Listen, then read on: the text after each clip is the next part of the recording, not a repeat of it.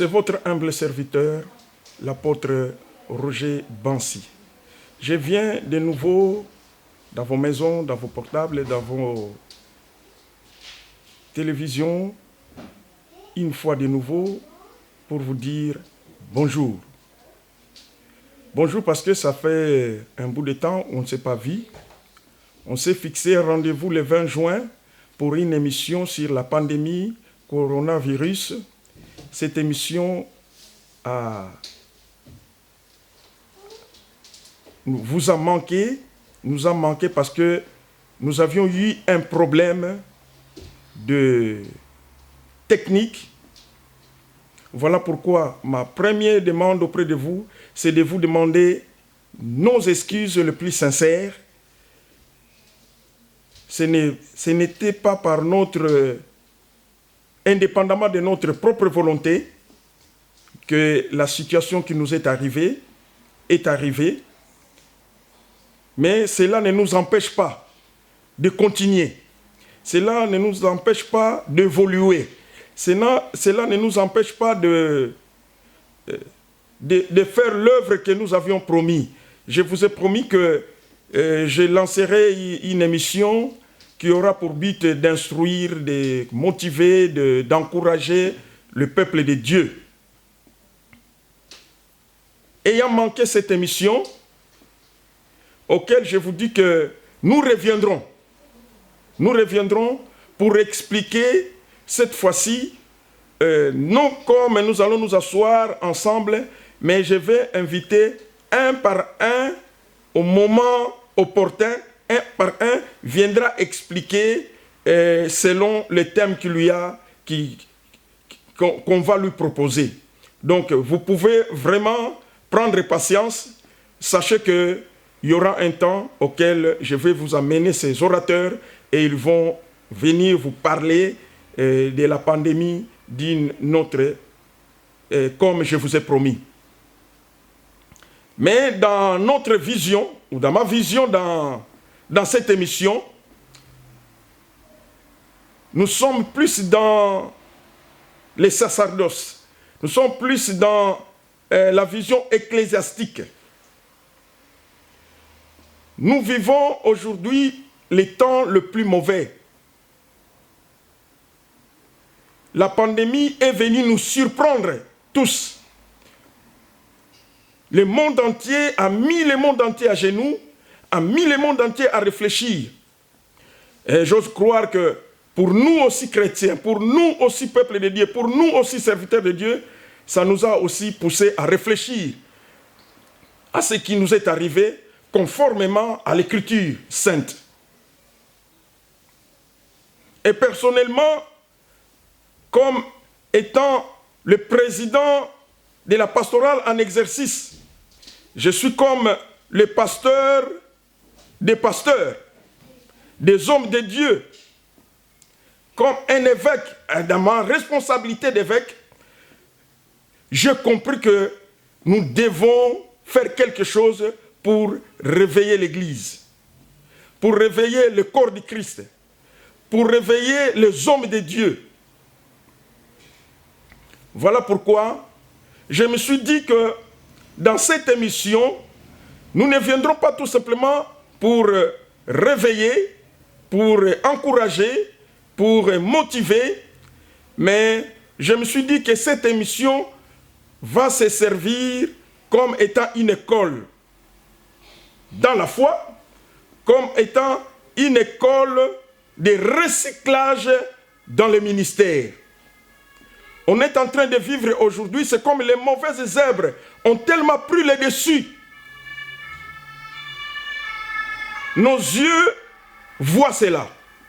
Nos oreilles entendent cela. On est en train de vivre cela. Partout, que les choses ne vont plus comme ils se doivent. Mais qu'est-ce qu'il faut faire dans tout cela? Voilà pourquoi le but de notre émission, et voilà pourquoi je vais commencer à inviter pour vous des hommes de Dieu. Voilà pourquoi le but de cette émission, c'est comme une école pour instruire, pour encourager, pour réveiller, pour chercher de ramener les choses à l'authenticité de la foi chrétienne. La pandémie, Dieu en a profité pour nous réveiller. Je ne sais pas si tous sont déjà réveillés, mais personnellement, mon esprit est vraiment réveillé dans une dimension, dans une nouvelle dimension. Pourquoi? Parce que la pandémie est venue donner un signe d'alarme. C'est un signe qui est venu nous alerter. Faites attention, réveillez-vous. Parce que le Fils de l'homme est à la porte. Oui, la Bible nous dit, nous vivons aujourd'hui tous les signes qui montrent que le Seigneur revient bientôt sont là.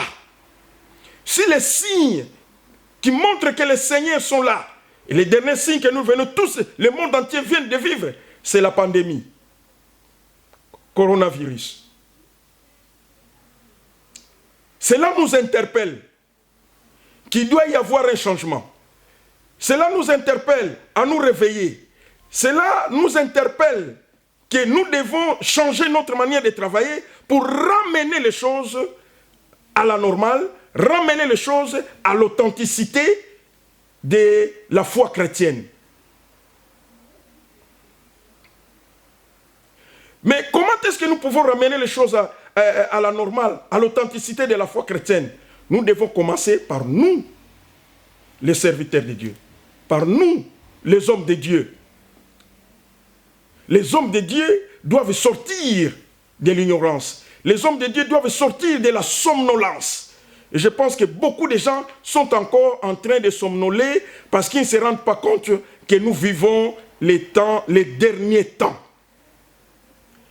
Puisque nous vivons les derniers temps, voilà pourquoi nous voulons nous engager pour nous réveiller, premièrement nous les hommes de Dieu. Et je dis, c'est une école de recyclage. Nous voulons recycler les choses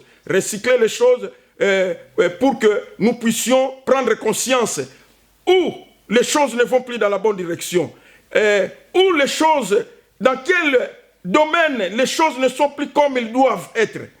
Premièrement, nous devons chercher de regarder, faire l'introspection de nous-mêmes, de nous, les serviteurs de Dieu. Vous savez que l'Église ne peut pas être réveillée, l'Église ne peut pas être prospère, l'Église ne peut pas être victorieuse, et la première des choses que Dieu fait, c'est de chercher l'homme par lequel Dieu va utiliser pour ramener le réveil dans l'Église, pour faire prospérer l'Église, pour que l'Église devienne victorieuse. La première des choses que Dieu doit trouver, il doit trouver l'homme par lequel que les choses doivent marcher. Or, ce n'est pas que Dieu n'a pas des hommes. Les hommes auxquels Dieu en a besoin, nous sommes là. Nous sommes là, mais nous voyons que les choses ne vont plus comme elles se doivent. Les choses ne sont plus comme elles doivent être. Parce qu'il y a des sérieux problèmes. Il y a des sérieux problèmes. Il y a des sérieux dérapages. Voilà pourquoi je me suis dit, au travers de cette émission, nous voulons ramener les choses. Nous voulons travailler pour conscientiser les hommes de Dieu. Pour ramener les hommes de Dieu à rentrer à l'authenticité de la foi chrétienne, afin qu'au travers de nous, que nous puissions ramener le peuple de Dieu à rentrer dans l'authenticité de la foi chrétienne. Pour que nous puissions voir les réveils, pour que nous puissions voir Dieu se servir de nous, pour que nous puissions voir le peuple de Dieu, les choses revenir à la normale. Et les choses reviendront à la normale. Non, ce n'est ni par notre force, ce n'est ni par notre propre sagesse, mais si nous nous confions au Seigneur. Voilà pourquoi nous allons commencer à enseigner, à dire les vérités, les choses comme elles se doivent, conformément à l'Écriture. Nous ne viendrons pas donner des vérités théologiques, mais nous viendrons donner des vérités bibliques. les vérités de la parole de Dieu. Nous viendrons parler de la Bible. Que dit la Bible? Quelle est la pensée de la Bible dans des différentes situations, dans les différents domaines? Et voilà pourquoi chaque mois, nous aurons une émission qui va commencer à parler des vérités qui doivent nous réveiller. Et avant que nous puissions toucher dans l'ensemble du peuple de Dieu, nous voulons tout d'abord parler des hommes de Dieu. Les hommes de Dieu. Pour que les choses reviennent à la normale. Nous, les hommes de Dieu, qu'est-ce que nous avons perdu? Quel problème, quel est notre problème aujourd'hui? Le grand problème de l'homme de Dieu aujourd'hui, c'est que l'homme de Dieu a perdu l'impact, a perdu ce que Dieu a mis en lui. Un homme de Dieu, premièrement, qu'est-ce que Dieu a mis en lui? L'homme de Dieu doit tout d'abord comprendre, donc il doit tout d'abord connaître qu'il a eu un appel sacré. Le ministère, c'est un appel sacré. Et la première des choses que le ministère fait dans la vie de l'homme qui est appelé par Dieu, c'est que l'homme devient sacré lui-même. Quand on reçoit l'appel sacré, c'est-à-dire tu dois devenir sacré, toi. Nous devons être sacrés. Nous sommes sacrés parce que nous avions reçu l'appel sacré. Et aujourd'hui, le ministère, l'Église, on ne voit plus les sacrés. On ne voit plus l'image sacrée, ni dans l'homme de Dieu, ni dans l'Église, ni dans les choses de Dieu. On parle de Dieu, mais on ne voit pas que les choses de Dieu, c'est sacré. On ne considère pas les choses de Dieu que c'est sacré. Voilà pourquoi nous avions dit, personnellement, je me suis dit, nous devons recycler les choses. Recycler les choses, c'est-à-dire dire les choses telles qu'elles sont et ramener les choses telles qu'elles doivent être, afin que tous ensemble, que nous puissions rentrer, adopter les choses telles que Dieu nous les a présentées. Le ministère, c'est un appel que nous avions reçu de la part de Dieu, mais un appel sacré. Et la première des choses que l'appel de Dieu, c'est que Dieu fait en nous adressant cet appel sacré, il fait de nous des hommes sacrés. L'homme de Dieu aujourd'hui n'est plus considéré un homme sacré. Un homme sacré. Est-ce que c'est la faute des gens qui nous considèrent plus cela? Mais nous devons revoir en nous-mêmes pourquoi on ne nous considère plus comme des hommes sacrés. Serviteurs de Dieu, servantes de Dieu, tous ceux qui ont reçu l'appel de la part de Dieu, ils doivent prendre conscience que l'appel que Dieu nous a adressé, c'est un appel sacré. Et la première des choses que l'appel fait de nous, c'est que l'appel fait de nous un nom des hommes sacrés. Donc ça, c'est la première des choses que je suis venu vous dire.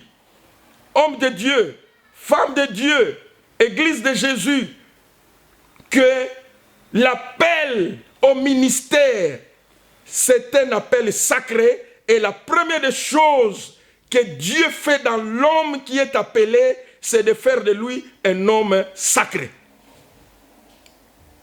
Alors qu'est-ce qu'il faut pour que l'homme soit sacré? Voilà les thèmes que nous allons commencer, nous allons développer prochainement. Qu'est-ce qu'il faut pour que je sois un homme sacré? Qu'est-ce que j'ai perdu pour que on ne me considère pas sacré? Ça, c'est le point de départ. C'est le point de départ. Recevoir la vie sacrée. L'appel a des procédures. Il y a une grande différence. Quand on reçoit l'appel, on n'entre pas directement dans les ministères. Il y a une période de l'appel et il y a une période pour entrer dans le ministère. Quand quelqu'un reçoit l'appel, il doit passer une période de formation. Dieu forme toujours. Même les apôtres, ils ont été appelés, ils ont suivi Jésus comme étant des disciples, mais après temps, il les formait lentement et sûrement. Ils ont fait 3 ans de formation. 3 ans de formation et après, ils ont reçu la recombination. Et aujourd'hui, il y a beaucoup de gens qui entrent dans les ministères sans recevoir une formation solide et ils entrent dans les ministères. Voilà pourquoi il y a des dégâts. Mais nous pouvons chercher, on est en train de dire que nous aurons cette émission pour recycler les choses. Pour recycler les choses, pour recycler les hommes de Dieu, de manière qu'on puisse prendre conscience que l'appel que nous avions reçu, c'est un appel sacré, et celui qui exerce cet appel, il doit le faire d'une manière sérieuse, d'une manière convenable, d'une manière excellente, d'une manière que les choses marchent telles que Dieu le veut. Tel que Dieu le veut. Alors prochainement, je viendrai vous dire comment on peut avoir la vie sacrée, comment quand on a reçu l'appel, quel genre de formation devons-nous attendre pour que nous puissions entrer dans les ministères. Aujourd'hui, il y a beaucoup de gens, il a un rêve, il fait un rêve, il est dans les ministères. Et nous avons plusieurs dégâts.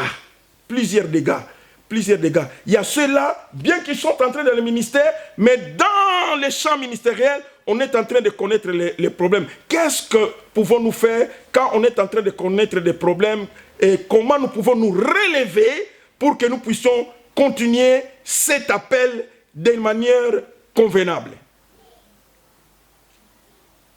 Voilà pourquoi je suis venu vous donner une idée. Parce que sans l'homme de Dieu, l'Église ne peut pas marcher. Sans celui qui est appelé par Dieu, Dieu a toujours trouvé quelqu'un pour ramener les choses, pour amener les choses, pour conduire les choses, pour accomplir les choses.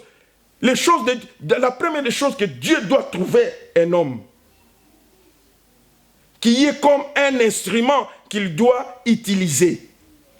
Voilà pourquoi nous sommes dans les derniers temps. Et Dieu attend que nous puissions devenir une armée forte et puissante dans ces derniers temps pour ramener le réveil dans le monde. Nous devons réveiller le monde. C'est nous qui vivons. Nous avons la grâce de vivre dans les derniers temps. Et nous devons devenir les instruments du réveil du dernier temps pour préparer l'Église. Dieu attend que nous puissions préparer l'Église. L'Église qui sera enlevée. L'Église qui sera enlevée, c'est l'Église réveillée. L'Église qui sera enlevée, c'est l'Église qui doit revenir aux origines, à l'authenticité de la foi chrétienne. Comment est-ce que l'Église peut revenir à l'authenticité de la foi chrétienne si Dieu n'a pas trouvé les hommes et les femmes qu'il a appelés et qui ont retrouvé la vie sacrée? Puisqu'ils ont l'appel sacré, ils ont retrouvé, Dieu a mis en eux la vie sacrée. Si cette vie sacrée n'est pas en nous, comment est-ce que nous pouvons amener les choses telles que Dieu veut que nous puissions l'amener? Donc nous devons savoir, nous sommes dans les temps auxquels nous devons sortir dans la somnolence, dans la négligence, nous devons sortir dans tout ce qui est en train de nous distraire. Pour mener une vie de l'esprit et la chair. Ça ne peut pas marcher. La vie céleste et la vie terrestre, ça ne peut pas marcher. Ça ne peut pas marcher. Mais Dieu veut, dans ces derniers temps, que nous puissions amener la différence. Et Dieu est en train de sélectionner les hommes. Voilà pourquoi je me suis engagé avec certains hommes de Dieu. On s'est engagé pour que les choses changent. Non tout simplement ici en Allemagne, mais nous pouvons changer les choses même dans le monde entier. C'est ce que le Seigneur veut. Le Seigneur veut réveiller l'Église. La pandémie a mis le monde entier à genoux. Mais nous devons nous réveiller comme étant Église Nous devons nous réveiller comme étant les hommes appelés de Dieu. Et l'appel que nous avons reçu de Dieu, c'est un appel sacré. Et la première des choses que l'appel fait dans la vie de celui qui est appelé, c'est qu'il puisse recevoir une vie sacrée.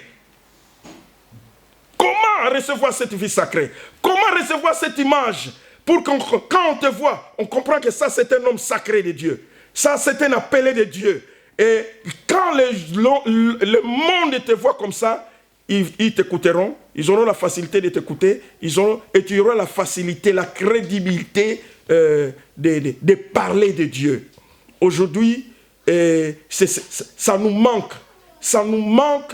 Le monde a besoin de Dieu, mais il n'y a pas des hommes par lesquels Dieu... Il y a des hommes qui parlent plus de Dieu, mais qui ne font pas expérimenter Dieu.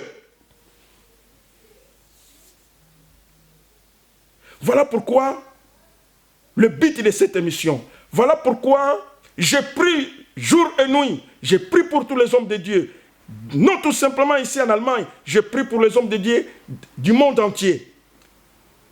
Ça, c'est ma prière qui ne manque pas tous les jours. De prier pour les hommes de Dieu. De prier pour les servantes de Dieu. Oh Dieu, fais que tu puisses ramener ceux qui sont appelés à retrouver la vie sacrée, afin qu'ils deviennent crédibles lorsqu'ils parleront de toi, lorsqu'ils parlent de toi, que les hommes aient la facilité, que le monde ait la facilité de les écouter.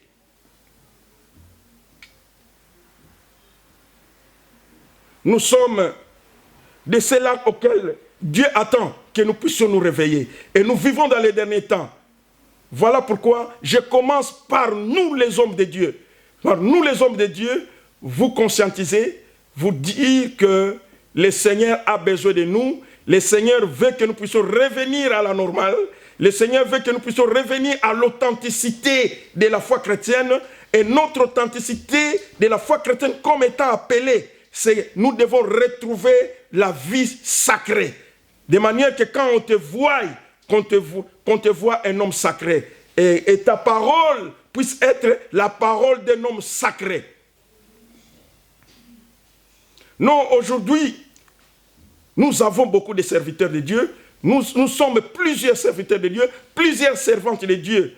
Mais vous savez, les gens qui connaissent la Bible, les gens qui ont la connaissance de la parole de Dieu, la connaissance de la parole intellectuelle est très différent de la connaissance expérimentale. Le monde a besoin de ceux-là qui vont faire expérimenter Dieu au monde. Le Seigneur a besoin de serviteurs, de servantes qui vont faire expérimenter Dieu au monde. Or, avoir la connaissance de la parole de Dieu, mais si nous ne l'expérimentons pas, nous ne pouvons pas être à la hauteur de faire expérimenter le Seigneur. Jésus est la parole. Il était quelle parole? Il était la parole vivante. Tout ce qui sortait de sa bouche, il le faisait expérimenter. Rien de ce qui est sorti de la bouche de Jésus, tout ce qui sortait de la bouche de Jésus était à la hauteur de le démontrer, de le faire expérimenter. Et aujourd'hui, Dieu, le monde, a besoin de serviteurs et de servantes qui vont faire expérimenter Dieu. Il n'y a personne qui peut goûter Dieu, qui peut expérimenter Dieu et rester les mêmes. Et rester les mêmes. Voilà pourquoi, je vous en prie, voilà pourquoi je suis venu auprès de vous pour vous dire que c'est le moment auquel nous devons nous réveiller, c'est le moment auquel nous devons nous conscientiser, c'est le moment auquel nous devons sortir de la négligence. Le moment est venu pour que nous puissions nous réveiller, nous puissions ramener les choses à la normale et que nous puissions rentrer à la normale et que nous puissions rentrer à l'authenticité de la foi chrétienne et que nous puissions faire expérimenter le Seigneur au monde. Le monde entendra, suivra tout homme qui est à la hauteur, qui sera ou toute servante qui sera à la hauteur de faire expérimenter le Seigneur Dieu de la Bible.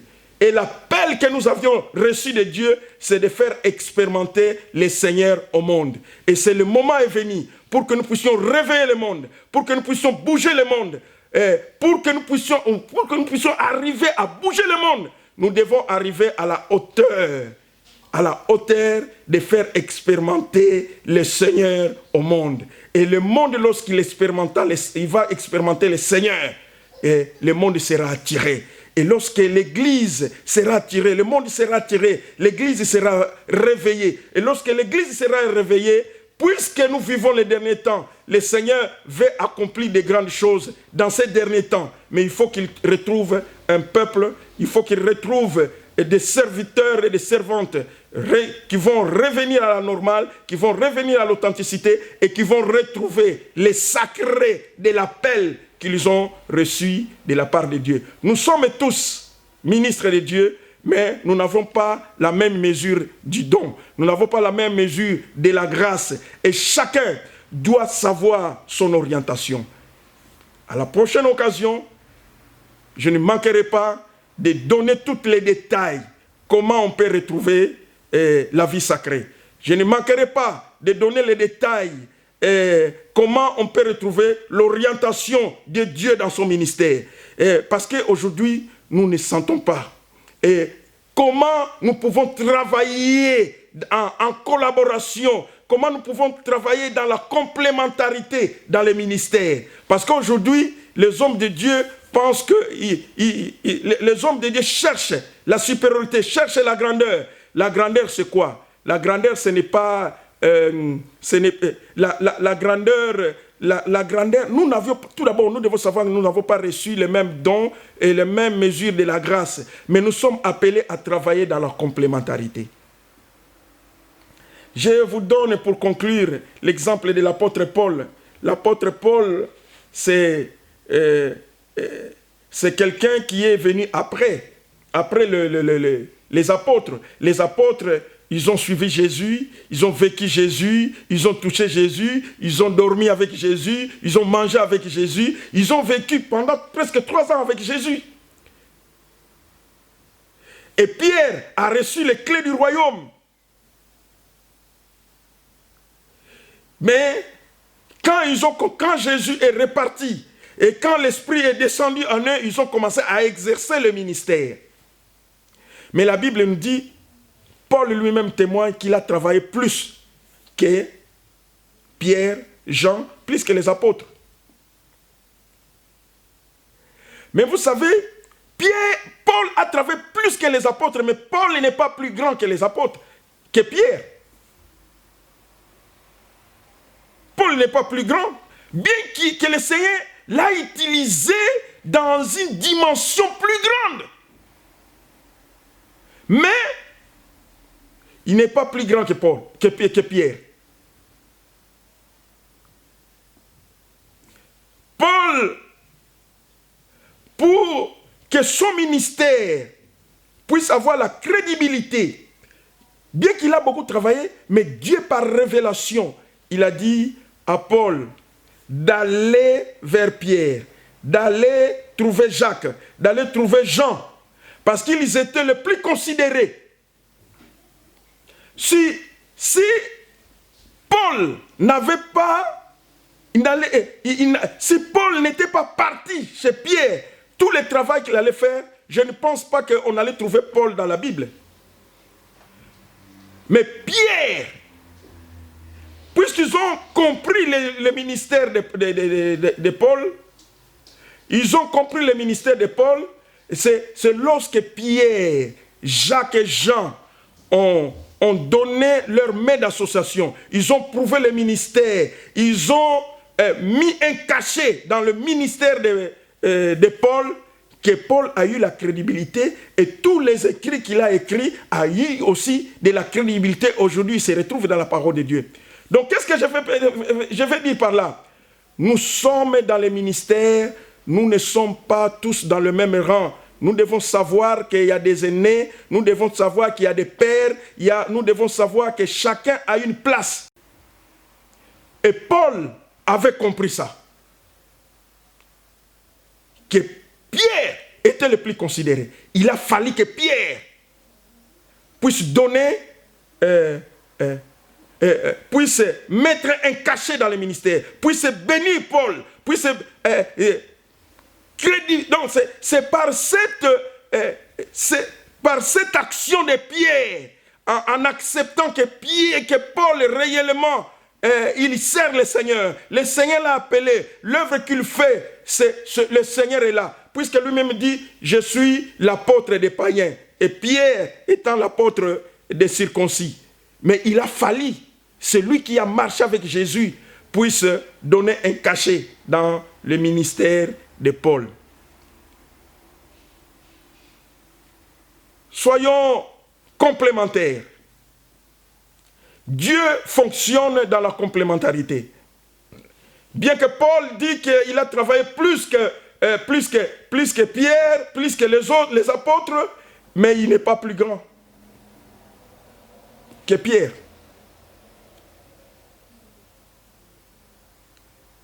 Moïse était dans le ministère. Il n'est pas entré dans la terre promise, mais c'est son fils Josué qui est entré dans la terre promise. C'est lui qui a succédé Moïse et c'est lui qui a ramené le peuple de Dieu dans la terre promise. Quelque part, on peut dire que Moïse avait échoué parce qu'il n'est pas entré. Mais je ne pense pas que Moïse a échoué. Moïse a reçu parce que ce qui a permis à Josué d'entrer dans la terre promise, ce qui a permis à Josué de faire entrer les enfants d'Israël dans la terre promise, vient de Moïse. Moïse est entré au travers de Josué dans la terre promise. Cause pour laquelle nous voyons le jour de la transfiguration. Josué devait sortir, mais ce n'est pas Josué qui est sorti. C'est Moïse qui était sorti.